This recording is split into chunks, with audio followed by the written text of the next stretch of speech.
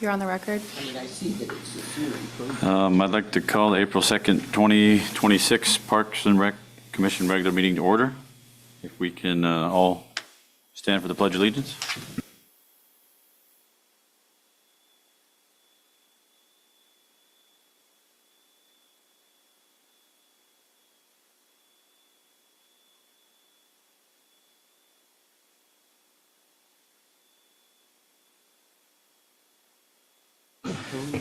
If we can get roll call.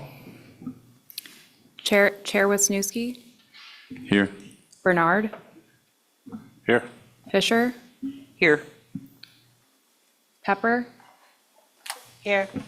Carlson, here, Spiegler, Here. Student Representative Tanner. Here. You have a quorum.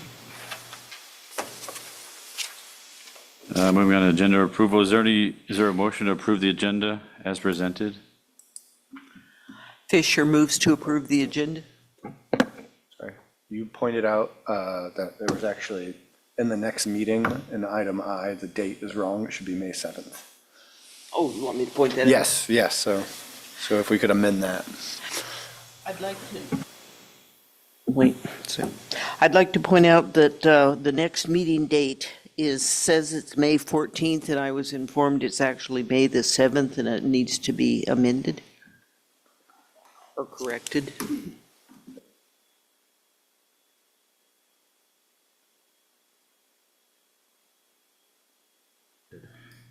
we have a motion to approve the agenda as amended? I motion. I'll second. The agenda is approved.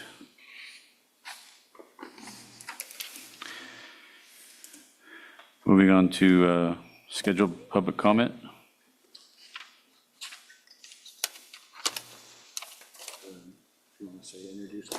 Introduce Corvus Design. Hey there, Chris, you should be able to unmute yourself. If not, let us know and we can unmute you. Can you hear me? Yep, can you turn on your video? Negative. Oh, there it comes. Yes, I can. All right, I'll give everyone a really quick overcap over here. So Chris is the project manager for Corvus Design, who we contracted with in 2025 to develop a 10 to 20 year Parks and Rec master plan.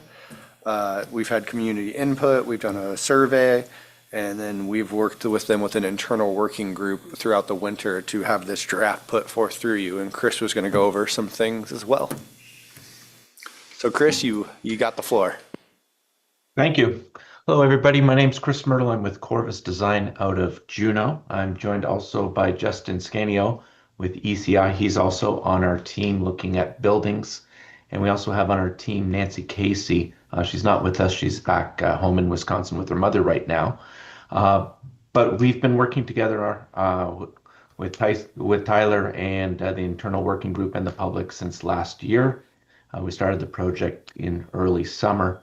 A little bit of background, Corvus Design. We're a landscape architecture firm specializing in parks planning and design. And we've developed several parks and recreation master plans for communities throughout Alaska, including Ketchikan, Cordova, Kodiak, Juneau, and several other communities. So it's really great to have the opportunity to take a look at Kenai and see what your facilities are and work with the community and developing a long-range master plan. So just a quick summary, the purpose of the Parks and Rec master plan is to develop a 20-year vision that'll serve as a guiding document for decision makers in planning and maintaining and developing the city's parks, open space, and recreational facilities. Just to give everyone the heads up, I'm just going to quickly roll and give a quick high overview of the document itself, and it'll take probably about 15 minutes.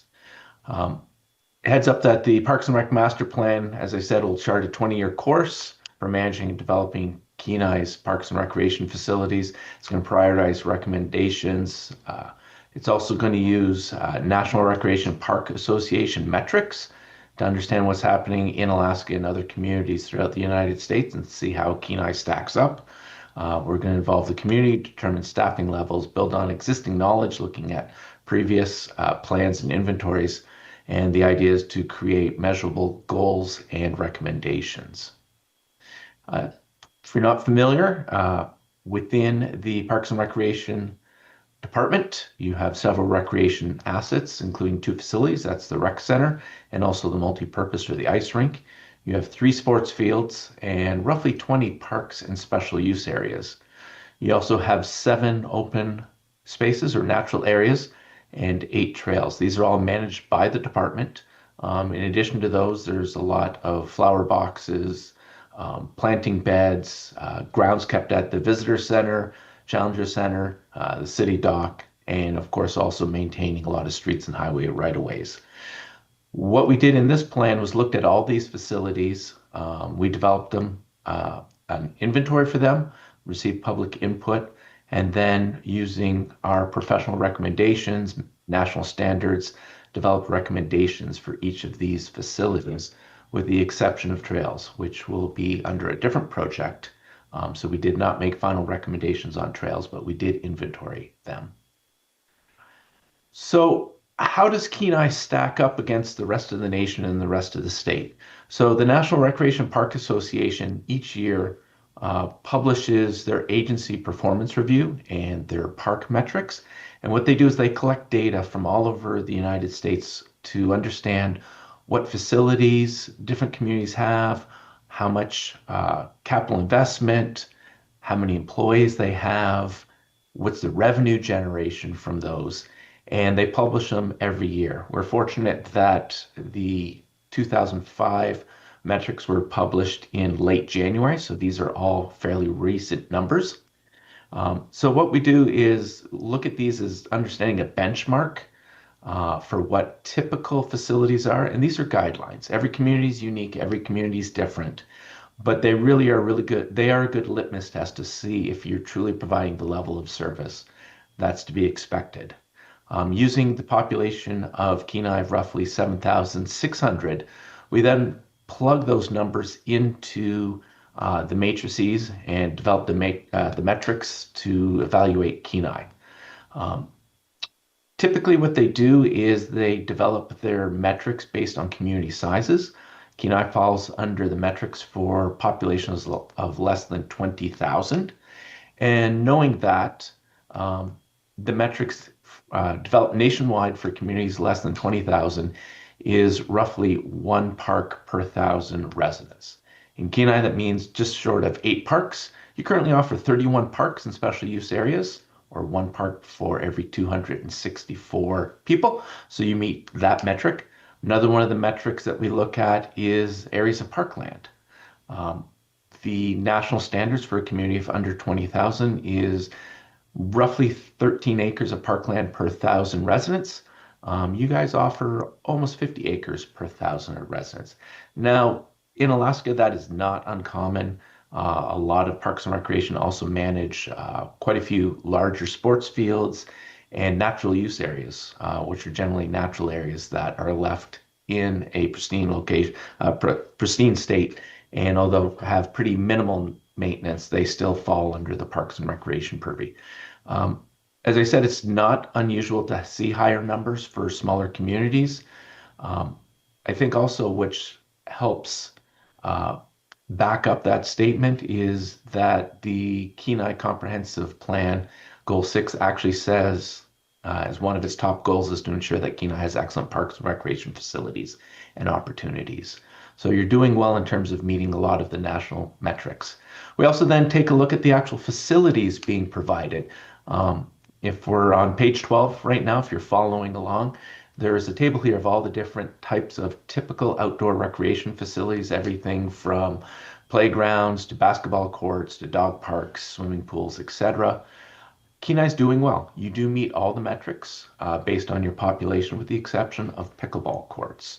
That's one of the largest and fastest growing sports right now. So Kenai, I'm happy to report, is doing well with the exception of pickleball courts.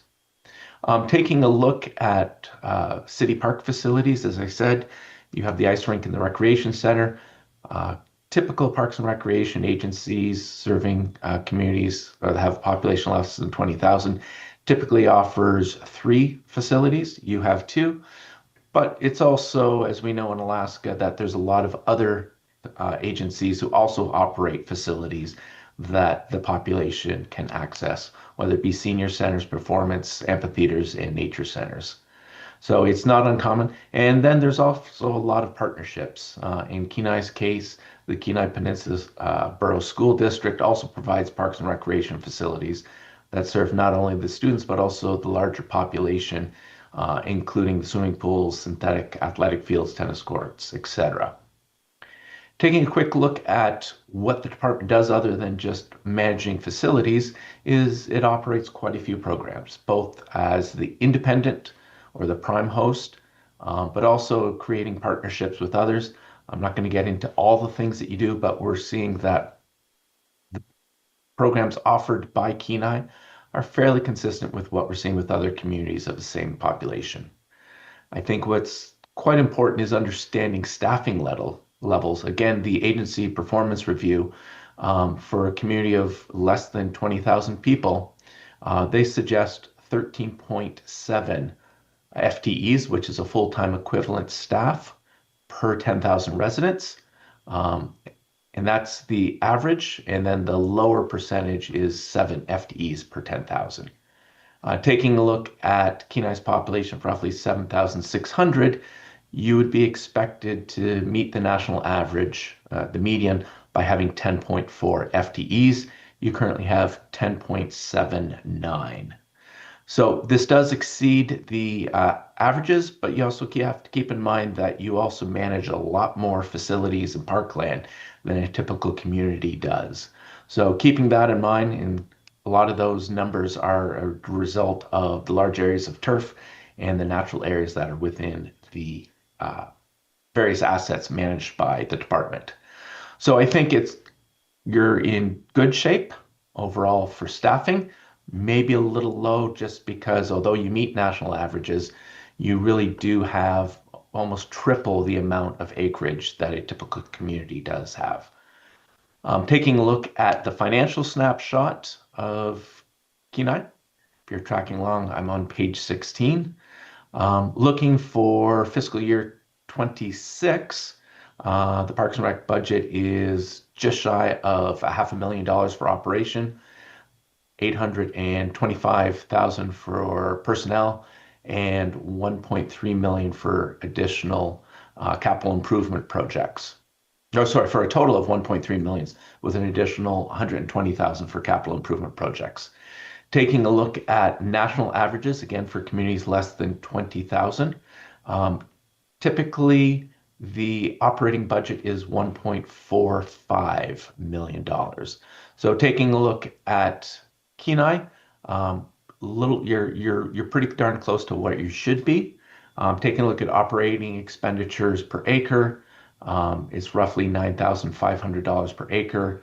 The lower percentage is $3,446 per acre for the same size, and you're currently operating at $3,600. So you're on the lower percentile. So just something to keep in mind in terms of your expenditure per acre, you're on the bottom of that scale. Keep in mind that, again, you do have a lot of acreage to manage. So I think that's just something that jumps out in terms of taking a look at your current operating expenditures. As you know, as you hear talking with Tyler, is that you're aware that you do have, the City of Kenai does have a 5-year capital improvements planning project or program, which takes a look at improvements, not just for Parks and Recreation Department, but it takes input from all the departments, administration, advisory commissions, the council, and it really looks at long-range capital improvement planning and budgeting. The CIP for 26 to 30 is $6.37 million for Parks and Recreation. Of the city funding, it'll cover roughly $2.3 million, which is 36% of the needs for Parks and Recreation. So it means that the Parks and Recreation Department is going to have to cover an additional $4 million. Taking a look at the benchmarks, typically for a 5-year capital budget of less than $20,000 is roughly $2.2 million. To be in the median or the lower percentile is $800,000. So we're seeing some consistency here, which is great. Taking a look at funding, Parks and Recreation agencies, you get funding from a variety of sources. Typically 63% come from the general fund tax support, 20% from earned revenue, and 8% from special taxes or voter-approved levies and bonds, and 9% from other sources. Taking a look at Kenai, you receive almost 84% from general fund tax support and 13% from earned revenue and 0 from special taxes or voter-approved levies or bonds. So a little bit of a deviation from national standards there. But taking a look at your recovery, typically for a community of 20,000 or less, your recovery should be around 31% to meet the median. The lower percentage is 16.3%. And taking a look at Kenai itself, you're at 16.6%. So you are in the lower percentile, but you are within the range. Also deferred maintenance, typically for a community of 20,000, you're going to run an annual deferred maintenance of about $125,000. Working with Tyler and everybody else, we identified that the Parks and Rec Department does not have a deferred maintenance list, so it's something to do. If you're following along, I'm now on page 18. We look at Parks and Recreation classifications, and these also come from the national standards. But we find with every community in Alaska that these are modified or hybrids, really to respond to the different types of parks due to the geography, the landscape, and the demographics of the communities. And taking a look at those, these are, as I said, these are our guidelines. And working with your past Parks and Recreation master plan and working with various departments, we have made a few minor modifications that we think are quite appropriate for Kenai. There's 6 different park classifications from regional park, community park, neighborhood park, pocket park, special use park, and open space and natural areas. I'm not going to get too deep into these, but these really provide guidelines that if you are going to put in a neighborhood park, what should go in there. Regional parks, for example, you are fairly large. They attract people from ideally all over the Kenai Peninsula. The community does not really have a regional park at this point, but there's definitely opportunities for that. Community parks serve the entire community. They attract people from a large area, and they typically include recreation, athletic fields, and open space. We do list here, and I'm on page 19, some of the typical assets or facilities within a community park. They typically have a radius of service of 6 miles, and some examples of community parks in Kenai is the sports complex, Steve Shear Memorial Ballpark, the Little League fields, and Dubensbeck Family Park. Those are all examples of community parks. Neighborhood parks typically serve the neighborhood they're within. They typically have a radius of service of 1 mile. They tend to support multiple users and include playgrounds, courts, small sports fields, perhaps a half court and basketball, and sometimes smaller recreation facilities. You have 3 in your community: Old Town Park, Beaver Creek Park, and 4th Avenue Park. Pocket parks are smaller spaces. They generally just provide passive recreation. They're usually smaller pieces of our parcels that may not be big enough, and they're usually 5 acres or less. They typically serve up to a half mile as terms of their radius of service. And some examples of pocket parks in the community is Eric Hansen Scout Park, Ellison Family Rest Stop, and 4th and Forest Pocket Parks. You have quite an extensive list of special use parks or facilities, and these are really unique outdoor spaces or facilities that serve a single specialized use. It could be anything from recreation facilities to dog parks, but they're open to the larger public. As I said, this is your largest classification in the community. It includes the disc golf course, the Bark Park, Leif Henson Memorial Park, the skate park, your recreation center, your ice rink, etc. The final category we have is open land or natural space. And these are generally areas with passive recreation. They could have fishing, hiking, wildlife viewing on them. They're generally in a natural state. And those include tar box, wildlife viewing, Kenai wildlife viewing, scenic bluffs, North Beach and South Beach. So those are a quick classification. And what we do is we look at those and understand how these different parks, we look at an overall map of the community and see how they're servicing the community in the different neighborhoods. So that's called a radius of service analysis. And we took all your existing parks and took a look at how your different neighborhoods are being served. One thing that we did notice, and it is fairly standard for most communities, is that we did double the standard for radius of service. This was endorsed by Tyler and the various departments, that it does make sense, and it is pretty typical for a lot of communities that our radius of service is larger than the national standards. It's just due to the geography, the layouts of our communities, etc. So taking a look at that, there are several neighborhoods, residential neighborhoods, that could be better served with neighborhood parks, that could include playgrounds. What we're recommending is that you have a local outreach to determine the need and the prioritization and facilities for each of these.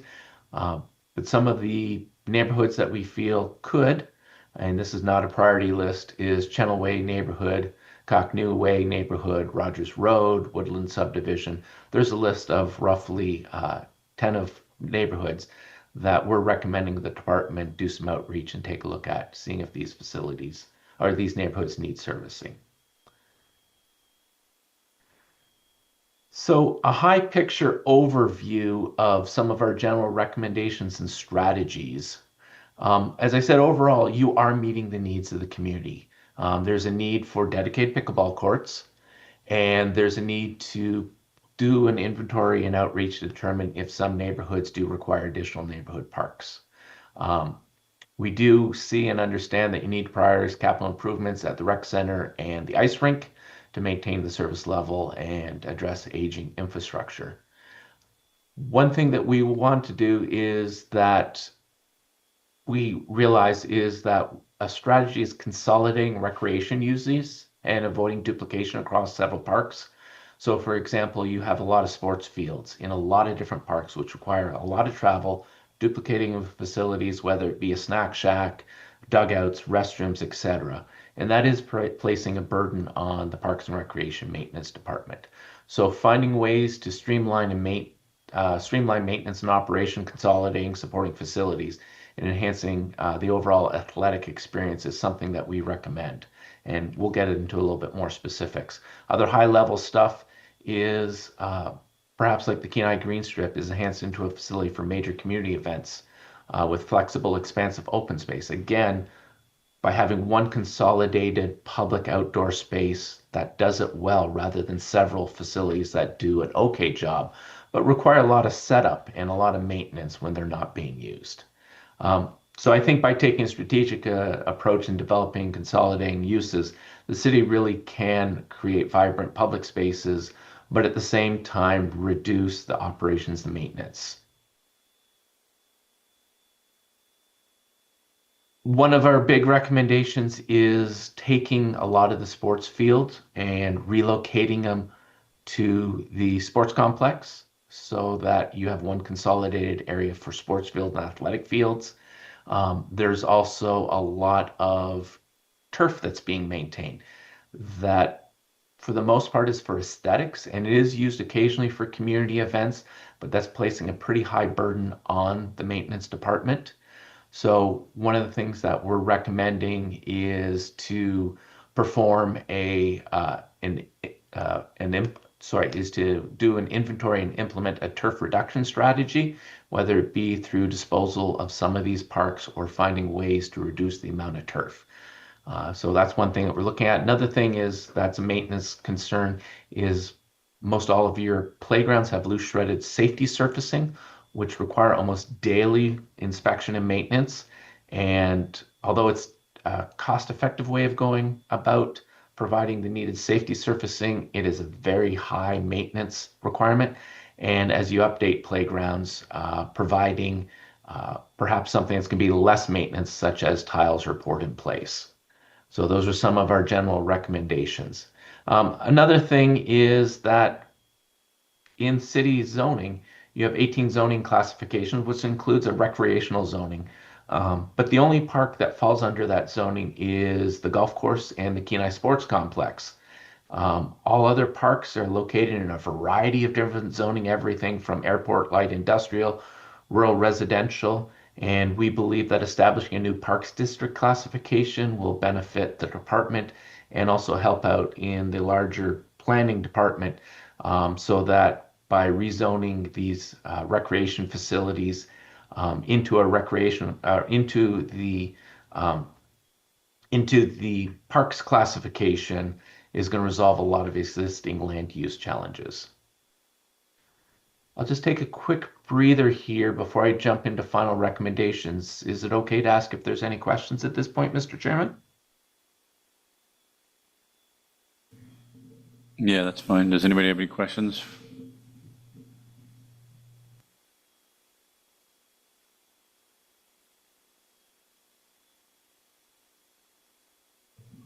It looks like there's no questions Okay. so far. Okay, so carrying on, I'm now on page 28, and this is taking a look at our inventory. We developed these 1 or 2 page sheets for every single facility, park, trail, and what it does is it shows the classification, the size. It does an inventory with the existing conditions based to us having feet on the ground, talking with the department. We also show the maintenance and operation facility for each, the existing facilities. And then as part of our public engagement, what was the public input that we received related to this facility or park? We then use our professional judgment and working with the department to identify the opportunities, and then we make recommendations. There's roughly 40 pages of these, and I'm not going to go through them individually, facility by facility, but all of these feed into the final implementation chapter. So if you're following along, I'm going to jump way ahead to page 78. And this is really a summary of the implementation. So based on what we heard and what is in the previous 40-some pages for all the different parks and facilities and open space inventory recommendation sheets, this really lists the priorities of how to implement your 20-year Parks and Recreation Master Plan. As I said, the priorities were identified through public engagement and feedback, facility condition assessments, operational analysis, and anticipating demographic and service trends. For the first 5 years, the department is largely locked in, taking a look at the next 5-year capital plan. So a lot of these are already in the hopper or planned to be priorities for the department. There is some opportunities to put in some smaller recommendations for the plans, but this is largely locked in for the next 5 years. I'm not going to get too far into this, but on page 79, you can see the bullet list of all the top priorities for the next 5 years. It includes design and replacement of the Old Town Park playground, locker room enhancements at the multi-purpose facility, roof replacement at the multi-purpose facility, relocation of the Parks and Recreation shop, developing a feasibility study for the multi-purpose or the ice rink facility for enclosure, doing the refrigeration system replacement, and then some smaller stuff such as fish cleaning stations, develop pickleball courts, and develop and implement a turf reduction plan. And also another priority is developing the new zoning for parks, taking a look at the zoning of the parks and hopefully establishing a new parks district zone. Taking a look into the next 5 to 10 years, these really focus on some of the bigger project recommendations in the master plans and what needs to happen from year 5 to 10. And really one of the larger ones is taking a look at the Kenai Sports Complex and how do you consolidate all the facilities into one location related to athletic fields and sports fields.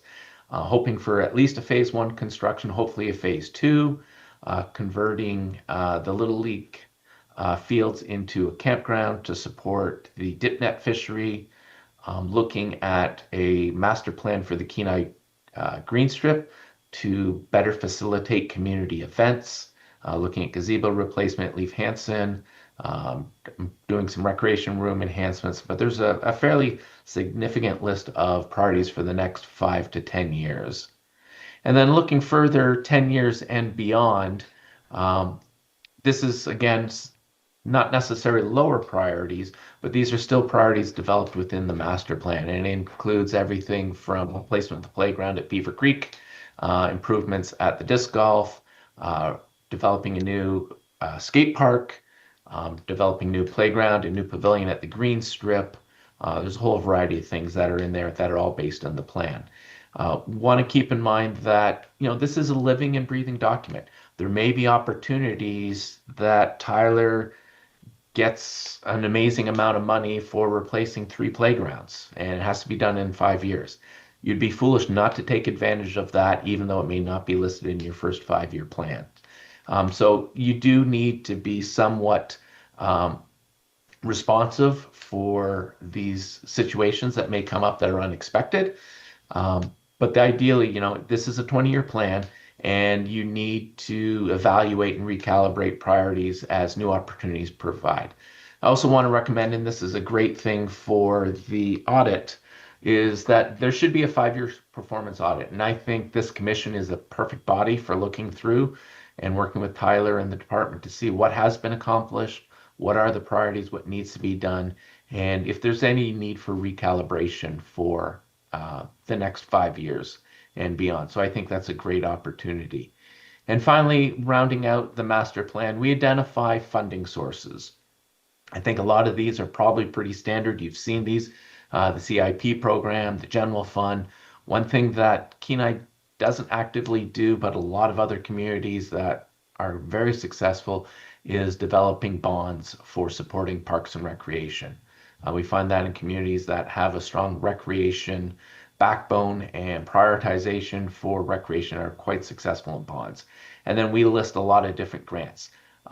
Grants come and go depending on government appropriations. So this list, as of about a month or so ago, is relevant, but they're changing pretty quickly, unfortunately, with current political times.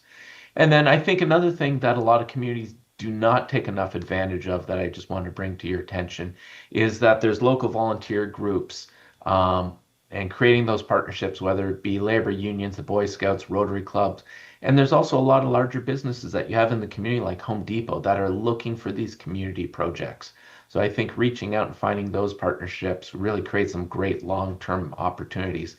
And the last recommendation I would make to you is look at the viability of creating a park foundation. There would be a nonprofit 501c3, and what it does is it allows a lot of additional opportunities for grant funding that the city may not have, and provide additional access. So I think for funding, and therefore allow you to get a lot more done. So a lot of communities are pursuing that. So that is a quick summary, and hopefully that wasn't too long one. I just wanted to give you a quick view of the overall recommendations and finding within the master plan. All right, Chris, stick with us for a second. Let us go through our next meeting note. Yes. And then we have that discussion, so we'll go and do Roger that. Yep. We'll stand by.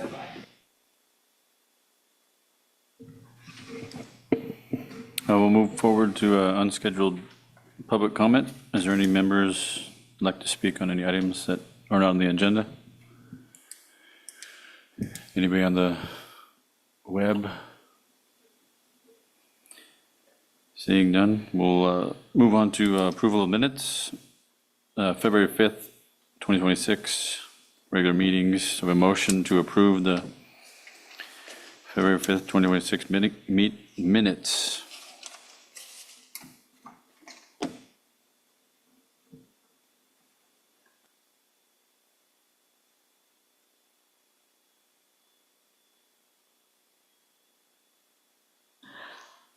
I noticed there were several mentions of my name in there, and the last name is misspelled.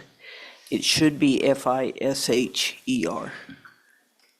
And that doesn't take a formal motion since the intent's there, but we'll email the clerk on that.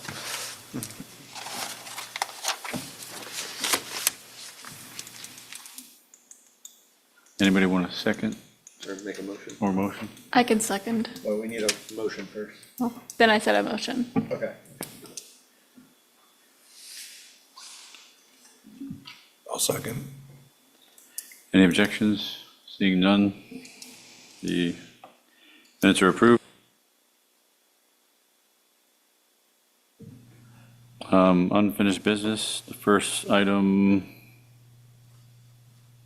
discussion, draft park and master plan.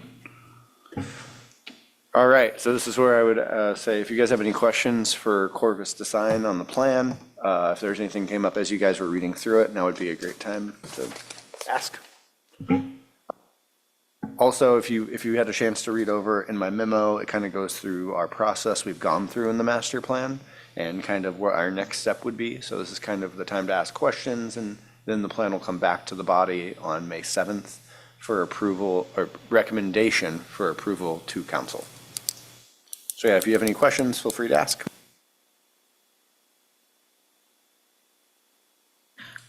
Hi, he's still there, right? Just somewhere? Okay. I have a question about the community garden and what the community said about the community garden specifically in Kenai. And then my second question is, you talked about volunteers and 501c3s. How do communities formalize that, or how have you seen that work in the past? Certainly, through the chair. We did hear that there is a lessening demand for community garden plots in the community. We're also seeing that in the condition of the community garden, that the facility is deteriorating. And one of the challenges we notice is it does not have easy vehicle access or access for gardening. So I think that in terms of access within the community, so I think that's some of the challenges that we're seeing. But we did hear that there appears to be less demand, at least the people that we were in contact with through the survey and through the public meetings. I'm not saying that there isn't a demand, and that is one of the recommendations we said, is to evaluate if there's still that needed demand. Getting back to the nonprofit, I actually started the Juneau Community Foundation, the Juneau Park Foundation about 8 years ago. It is really not that challenging. You just need to get roughly 6 to 8 people that really support Parks and Recreation that want to be on your board of directors. And it's pretty straightforward to put together the nonprofit paperwork, develop bylaws. A great asset that has helped Juneau and Sitka and other community is the Anchorage Park Foundation. They are so willing to share absolutely everything that they've done to become a nonprofit. Their work plans for 5 years, 10 years, and everything, they were just so easy to, I'll be honest, to lift a lot of their information, make it Juneau appropriate, and then get our nonprofit established. Thank you very much. And a follow-up question, if I may. The sports, I'm very new to town. So the sports complex or the sports fields that you recommend us reducing, I think is what you said, or moving them to a different location. Are those locations a better location for a community garden? I may or may not know that there is burgeoning and starting conversations about community garden use and actually using the Kenai Community Garden again. So on that note, but the access is a problem for me, at least, the access to the gardens. So is that space, are those sports fields a better location, would you say? So honestly, through the chair, honestly, I would say probably not. Again, one of the big priority recommendations we came is consolidating facilities. So just being new to town. So the sports complex is where your soccer fields currently are. What we are recommending is that the ball fields, the rugby, all those fields, rather being at 4 different locations, are all consolidated into one sports complex with all the athletic fields. That way you can share lighting, you can share restrooms, you can share snack shacks, you can share maintenance equipment and storage so that it's all in one central location. It's much easier for the staff to maintain those facilities. And in the end, it's going to save you money and they're going to be in better shape. For the community garden, that to me seems somewhat of an incompatible space. We did not identify an exact location, but I think the first thing that you really need to do is identify if there is a need. It is a fairly high maintenance requirement, and I think taking a look at the existing conditions of the gardens, I'm going to be honest, I'm not so sure that the volunteers and the locals have prioritized that to keep that facility in tip-top shape. And I will say, it does say in the recommendations, like, if there's community need, so determine new location with improved visibility, so Yes. that is a recommendation in there, so it doesn't give us a timeline on it, but it's not saying disregard, but kind of reevaluate, which we are. That is correct.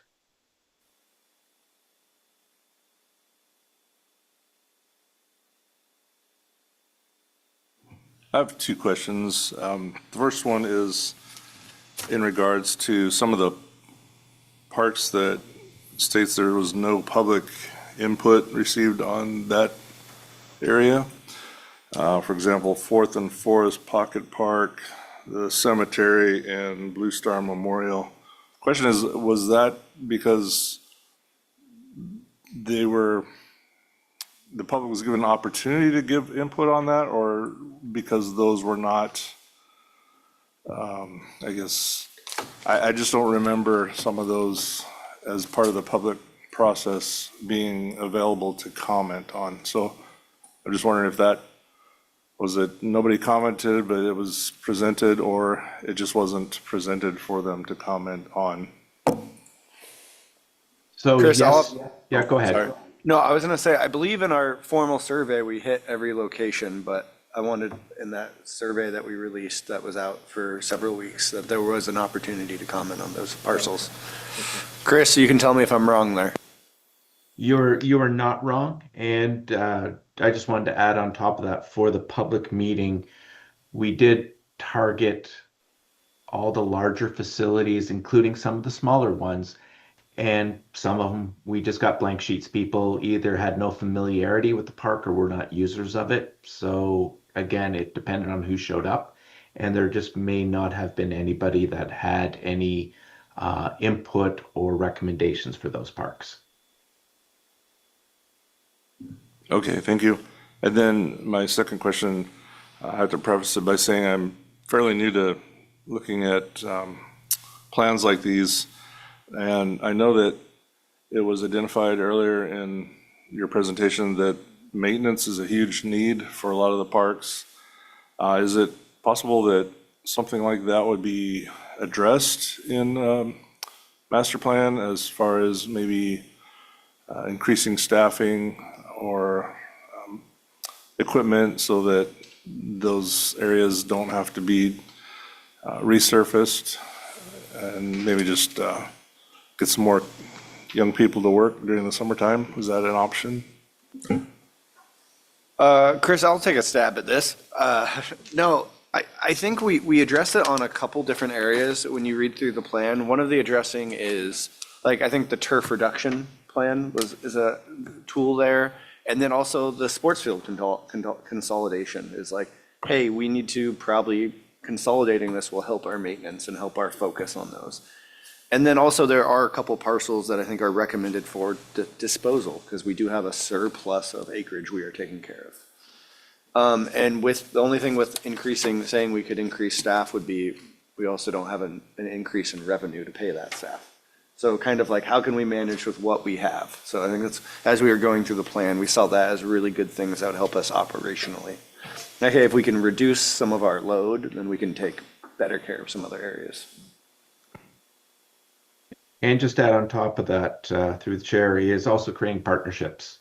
And whether it be through establishing a park foundation, strengthening partnerships with the school district and their facilities. There's a lot of different ways. Your question was, did we make specific recommendations to staffing? No, but we show where you sit within the parameters of other communities of that size. I think that we provide the information without, we provide the information that the department is aware of how they sit. And if they are able to generate additional revenue or find additional money, they know their needs. But that's on top of what Tyler already suggested that's in the plan, which is the consolidation and the turf reduction. Okay, thank you for your answers, and I appreciate your patience with me. So I have a question, concerns maybe. Just looking at the consolidation, it does look like it would be nice.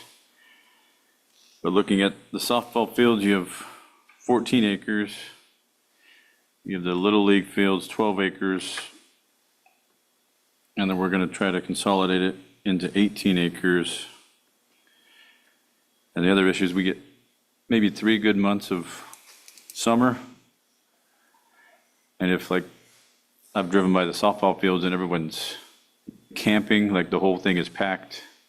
So trying to coordinate everything, the softball, Little League, soccer. That's my only concern is if there's no room to expand this 18 acres, we might be putting too much into one thing. Chris, looking at the map here, just so you know, we do own more land there. That's just that's the actual dimensions of the sports fields. So the city of Kenai owns land, and then there's on the dump. yeah, that could be a possibility. Yep.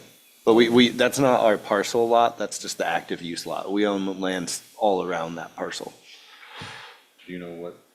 I don't know the acreage off the top of my head. I know though this goal specifically has been a long time goal, and there has been some like makeshift plans that have put all of our facilities out there, and sometimes they're fitting. So I believe consolidating all of our fields out there is definitely possible. Is that what I thought? Yes. And that's been a discussion item probably for like 20 years, going back in minutes and everything, but it's never been formally adopted. Well, then the parking too, just, I'm assuming that was built in there, but you get 3 big groups, you need 3 times as much parking, so just want to look it all over before we make a big move.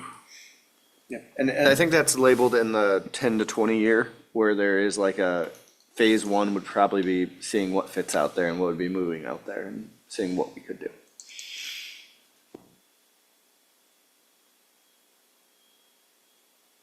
Anybody else? I was curious about the camping area, the ballpark being turned into a camping space. That would be more revenue, right? Yeah, if it was a campground's another thing that has been long talked by the community. If it would be allowed there, we camp there during the PU fishery, but then if you had a permanent campground, that could be a revenue driver, and especially with access down to the beach. I just have one question that occurs to me. If you're putting all of those different sports activities in one area, is there going to be any kind of a scheduling problem? I don't think so, because I think we have the same, the idea is not to reduce the number, is to keep the number we have, and we're able to operate with our community needs right now. So I think we wouldn't have a scheduling problem. As long as there's adequate parking, because if we have 3 baseball fields and 1 high school softball field, and we move all of those out there, I don't think we don't have a scheduling problem currently. So we'd have the same number of facilities, but just all in one location.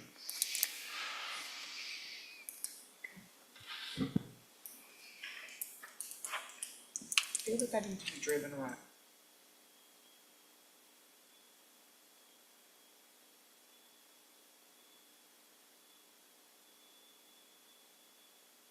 I have an additional question. So I know that on the priority list for within the first 5 years. There was a discussion point on here about the design standards for park signage, benches, and other equipment. Has there been any consideration about using recyclable material for like the benches or anything of that sort? Because we do have local community groups up in Anchorage that does provide recyclable material for like benches, chairs, seating, tables, all of that.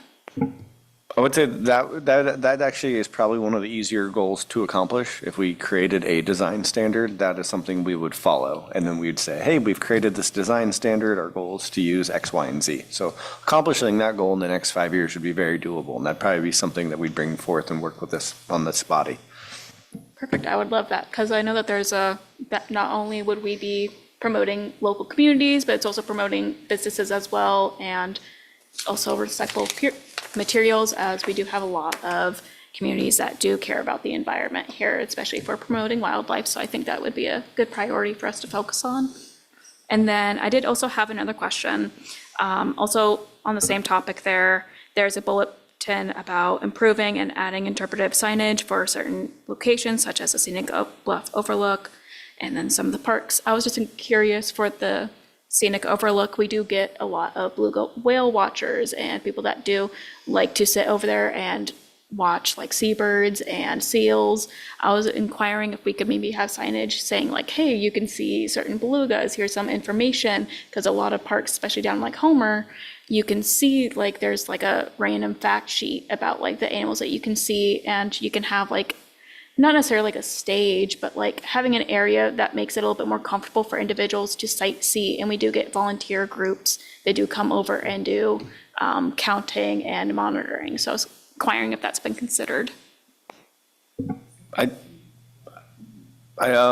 I think that would just be considered as, this is part of, that's the goal of the plan, would be to work on having like kind of a standard and interpretive signage, and where we would be like, hey, our goal this year is to install interpretive signage.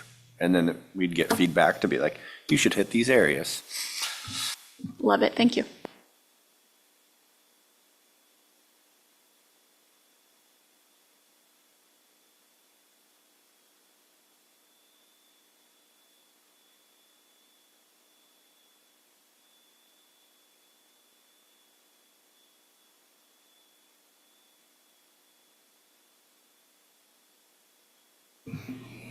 Any other questions before we move on?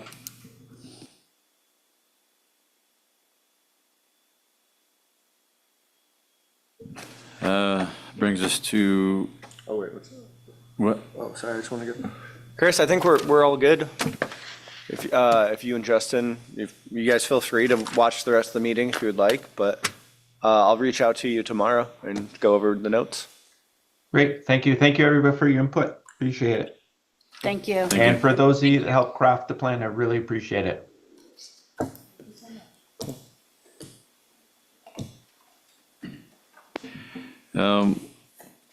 Approval of the 2025 work plan annual report for the Parks and Rec Commission. We have a motion to approve the work plan. I make a motion to approve the work plan. I second. Work plan is, no objections, it's approved. Oh, wait.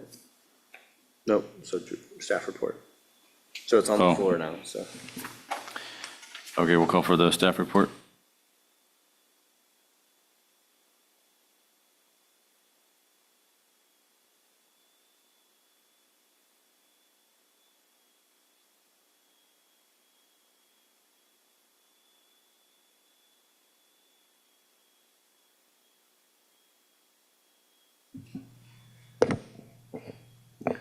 All right, so work plan goal 1, I got together with Commissioner Bernard. Before, we've had multiple work plans, and I feel like we've tried to kind of shove the square peg in the round hole.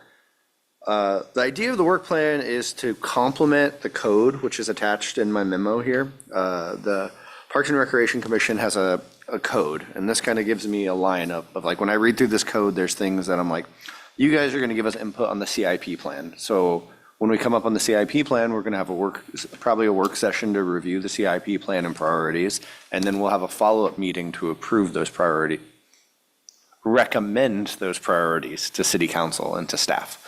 So these kind of all hit these things, and I think we've kind of forced things. So I got together with Commissioner Bernard, and I think we were just like, let's start simple. Because on our next item where it says, look at the report. Oh, sorry, I am ahead of the game right now. This is the work plan report. That'll segue nicely now. Attached is the report by Commissioner Bernard, what we accomplished last year. So there was 4 work plan goals. Objective 1 was partially completed. Objective 2 was partially completed. Objective 3 was not completed. Objective 4 was not completed. However, there's also a good summary of other things that the commission went over. We adopted, the Kenai Rec Center adopted new hours. That's been going really well. We are open slightly more throughout the year, and we have longer hours on Sunday. We've had good feedback from the public about that. And then we also reviewed proposed changes to Leaf Hansen Memorial Policy brought forward by the city clerks. Attached to the following memo, there's also a section of code. Is sometimes we bring forth policy items and stuff that we bring that affect parks to the body just to review as we make changes. And that's kind of a good way to bring it through the public process. So the goals aren't just what the work plan did. I think those were 2 really important things we did. Any questions on the report that Commissioner Bernard was nice enough and came in and we worked on kind of making a snapshot? So this would go forth to council to just say, hey, this is kind of what we did over the last year as a body.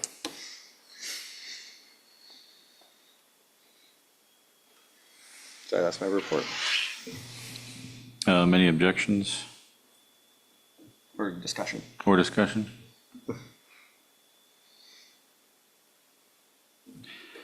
Seeing none, we'll approve the annual work report plan. So we move on to Now we're on E3. E3. Call for a staff report. Now I'm on the right memo. So after me and Commissioner Bernard met after our last work session, the kind of thought was to really read through the code too and see if there's anything we missed. But I think one of the most successful things that this body has done is when we have done kind of focused on park tours. Because that shows you the parks we're in. And as a body, we can go forward to it. 2 years ago, it started out as we did an entire park tour, and that takes about 2.5 hours by just driving by stuff. I'd recommend you guys try that, like even if you go through this plan though, and there's any place you want to see.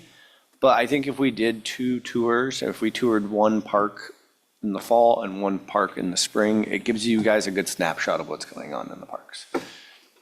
As something as simple as, hey, we're going to go to a softball green strip. And Tyler is going to talk about the softball green strip, how, if the FAA ever declares it's needed for airspace, it's going to go to the airport. That's why we don't invest a lot of money in there currently, like in this, I think the city of Palmer is dealing with that. They have golf course as FAA land that the airport wants to use.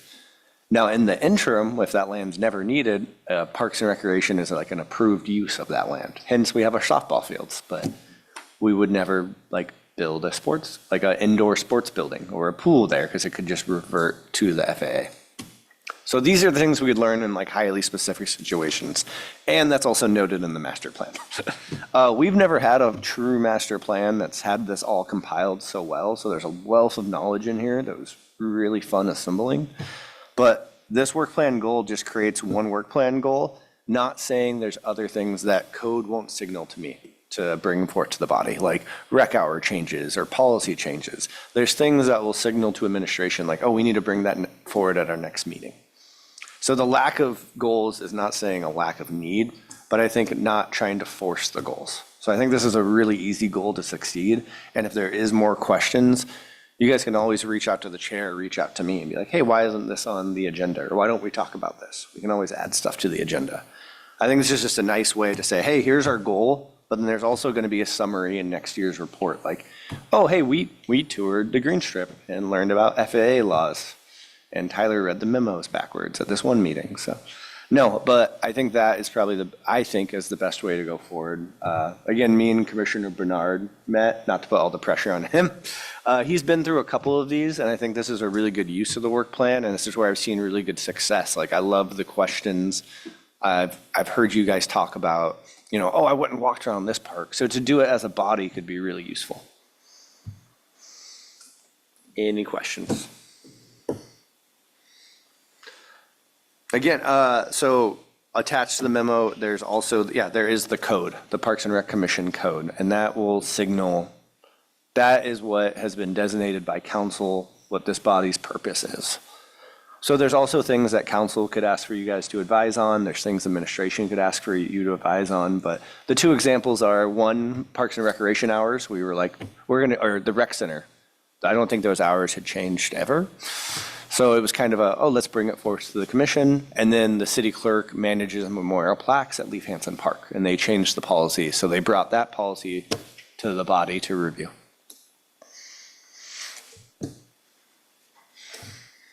Any questions? So we ask for a vote now, is that? Call for a vote on the main motion, or if unanimous consent is requested, ask if there's any objections. Can we get a unanimous consent? I'll request for a vote of unanimous consent. Any objections?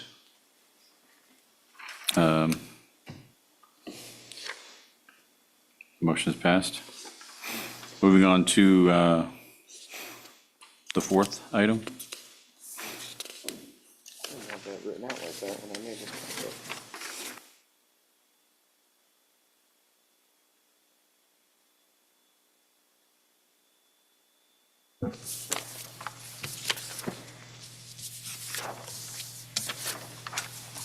My thing's so tense right now. This packet's too big. I'd say too big. This is really big. We're going to get Tyler a stapler one of these days. There we go. Thank you. Again, Parks and Recreation Commission code. This really says the purpose of the Park and Rec Commission is to be able to advise council and administration on issues involving the city Parks and Rec facility. I'm not going to reread this, but I'm going to stress reading this through and through and just seeing this is really, I think, the core of this group and everything. This touches base about the CIP plan, advising us on recommendations regarding Parks and Rec. A really big one is advising on the master plan, which, that only happens. We've never had a master plan, so this is the first Parks and Rec Commission to do that, so it's really exciting. But I think this is a really cool thing to read through and just see. And then if you ever see any issues that fall within this is kind of be like, oh, we should talk about this.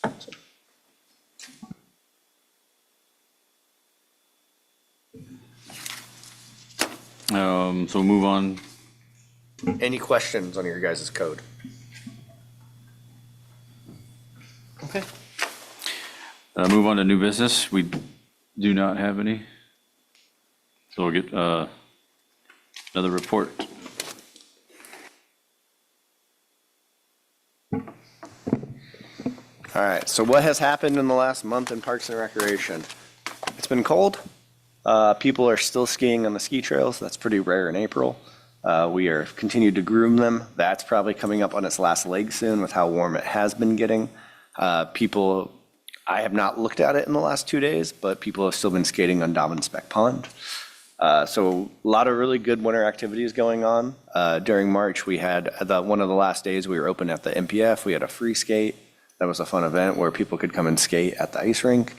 In February, we did a public skate on Dobbin-Speck Pond, which was a blast. People came and skated the day before Valentine's Day. We had, I think, an impromptu couple do a Valentine's Day date. And then a couple kiddos and a couple other people skated, and then we've just seen more and more skate marks out there. It was actually a really good couple months for the pond where we didn't have a lot of snow and a lot of cold weather, so we were able to upkeep it pretty well. This Saturday at Municipal Park, there's going to be an Easter egg hunt. It will start at noon. I'm going to throw Jenna on the spot if there's anything big I'm missing on Jenna, but for the Easter day hunt. No, we've posted our summer positions. The PU fishery position should be posted any day now, and then our Parks and Rec maintenance positions have been posted the last 2 weeks. So those close, at least for the first round, but we've had a good round of applications close tomorrow. So if you guys know any young people, we are open to hiring 17-year-olds with some modifications to, if you're 18, you can do a couple more things, like drive a truck with a trailer. There's more minutia than that, but last year we were able to get that. Before last year, we could only hire 18-year-olds, and we were able to open it up to 17-year-olds, which was really exciting. I think we had 3 or 4 on our crew of 10, so that was neat to open that opportunity up. That's all I got. I'm open to any questions.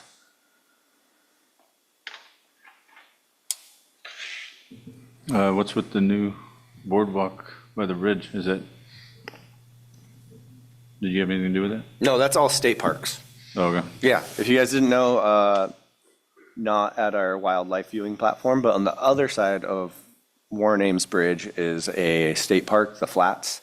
They are installing like some boardwalk stuff there, so they're excited about that. Oh yeah, boardwalk. Yeah, I drive by it every morning. But that is state parks. That is state land.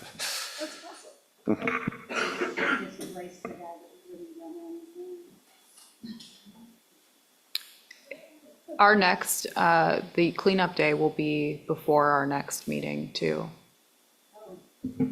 What day is that? April 25th, I believe. April 25th. Yep, We're doing a cleanup day. yep. That's actually a really fun day. We're going to post it up in front of the library. Yeah, right on this side of it. So we'll have a tent, we'll have bags, we'll have grabbers. That'll be a really fun volunteer day.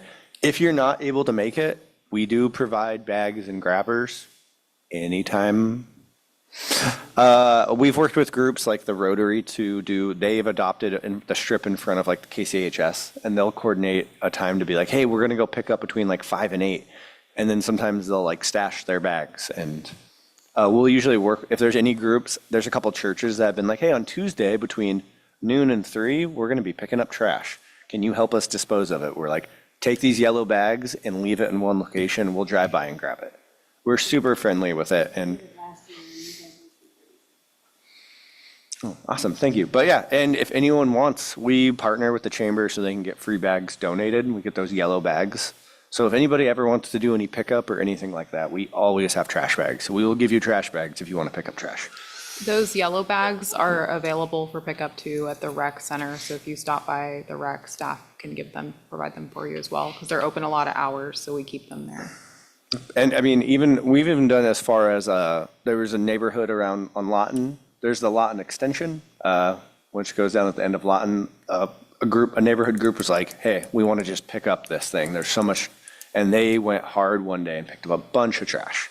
And then they asked us to go in there and pick up the old dryer that somehow got down there. And we went and got it with a tractor and picked it up. But again, that's one of those really cool things. I really like our trash pickup and openness of some people are like, hey, we got a bunch of trash bags. We picked up trash. What do you want us to do? And we're like, where are you? They're like, oh, we're just right next to a road. We're like, leave it right there. We're on our way. So. But we do have that pickup day. We will have grabbers. We will have vests. Gloves? We will have gloves. Yay. Okay, wait, what time? April 25th, what time? So all the event details should be on the city website, Bam. and they should also be on the Parks and Recreation Facebook page, which we just hit 3,000 followers this week. So that's significant. And then we'll also have this year, because we had a ton of families participate last year, it was really cute. We have small vests, a lot of them, little vests and little grabbers and little vinyl gloves. So it's a family event, pick up your neighborhood, your street in Kenai, and we'll come grab the trash. No, so yeah, we always post our events on our Facebook page, and the city of Kenai has a calendar. Or if you go to like kenai.city, there's a calendar and you can go to that date and it should have the event flyer on there. Just in case if you don't do the Facebook, we're not on TikTok yet. So.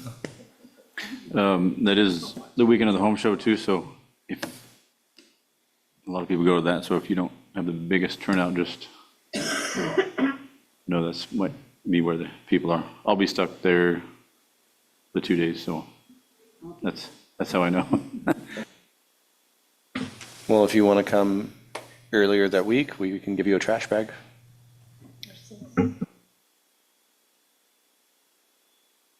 No, but again, if you guys ever hear of a group that's like, oh yeah, we would do trash pickup or we want this or anything like that, that's something we happily will work with groups and everything. And we've lent group our grabbers and stuff before, so. And yes, the little yellow safety vests are extremely cute.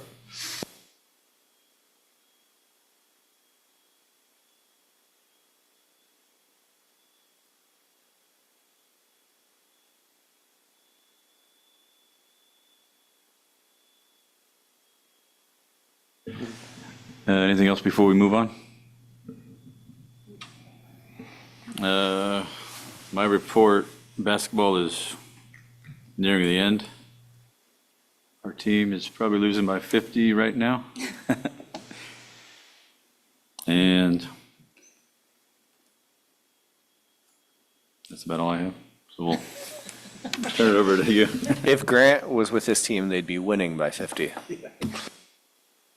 You guys didn't know Grant, wait, do you guys own Tim's Janitorial? Yeah. Okay. The business sponsors the City League basketball team. And you guys have been a team for Like 20 years, yeah. 20 years, long-standing team with City League basketball. Well, my March Madness bracket's doing pretty good, so make up for your behind on your basketball team. We've had lots of city council related meetings lately, well, work sessions and executive sessions. We had a meeting last night where we heard from the company that the city's that handles the city's investment portfolio. We're very healthy financially. There were some recommendations for some additional things that we can do to sort of. It wasn't really less focused on making more money and more like being like industry standard type stuff, and so that money would be more liquid and those types of things. We approved the funding for building and permitting software, so that is going to move all of that online, which I'm excited about. I think the clerk's office and the building office, I think a lot of folks are excited about it. Think that it's a step in the right direction to kind of updating our infrastructure, and it will make that process accessible to more people. People aren't printing forms and filling them out in triplicate anymore, in my experience. We approved a grant to Triumvirate Theater for right around $10,000. It was a matching grant. They received a grant, I believe, for $40,000 from a nonprofit in Anchorage to do the finishing up of the landscaping and paving in front of their building. And in order to get that money, they had to find another source for the additional $10,000. And we approved that recently. So that will put the final touches on finishing up of that facility over there. And we have talked a lot about, we had a presentation last night as well about the Challenger Center. A design company spoke to us about a couple of different configurations to reuse the Challenger Center for fire or police, or fire and police combined, for rental space, for rental/fire, rental/police, and also discussion about if those changes were made, what would that mean for the current fire and police building? No decisions were made. They were just providing us with some design options. And we've had lots of proclamations recently. We had Aiden Cole, who won the Alaska State Spelling Bee from KMS. The Kenai Central High School cross-country team, boys and girls teams, won state. And April was declared Sexual Assault Awareness Month. That's about it.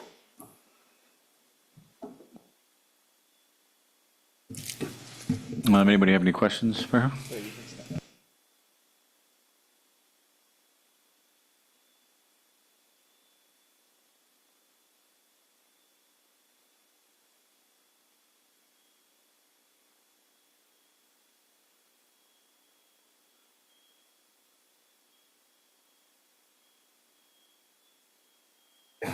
Yeah, we've had a lot of empty buildings in Kenai. I just saw the other day there was an empty,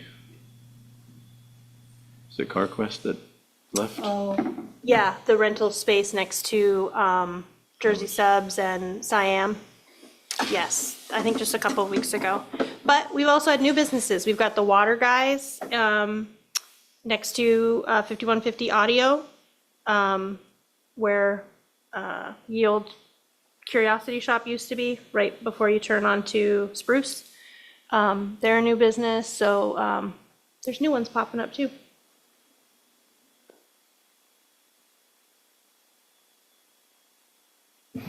Well, thank you for the report. We'll move on to additional public comment.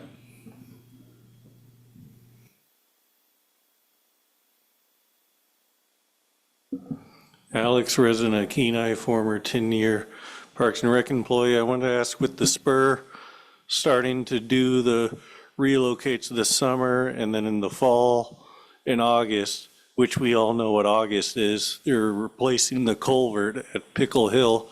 Have you talked to them about the timeline for the marathon and if they can not work that weekend?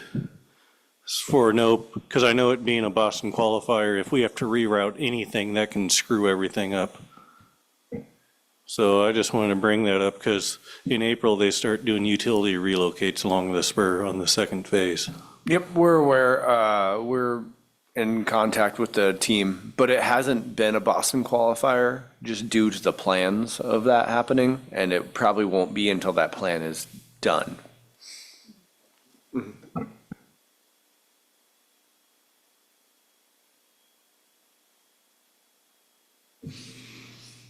Any additional remote people that has anything to say?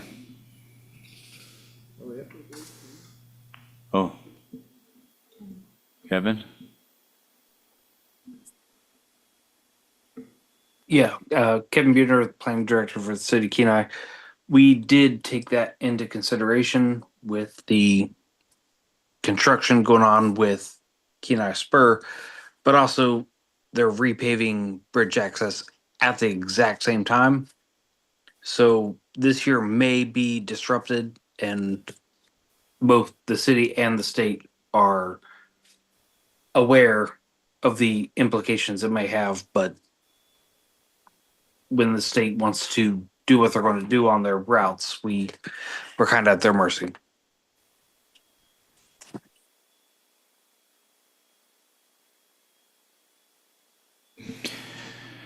Moving on to next meeting, May 14th. May 7th. May 7th. Anybody planning on not being there?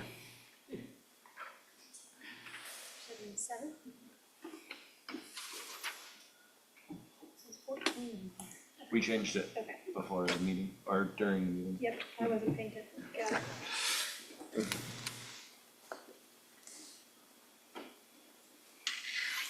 I may be in a cabin in the woods that day, but if I'm here, I'll be here.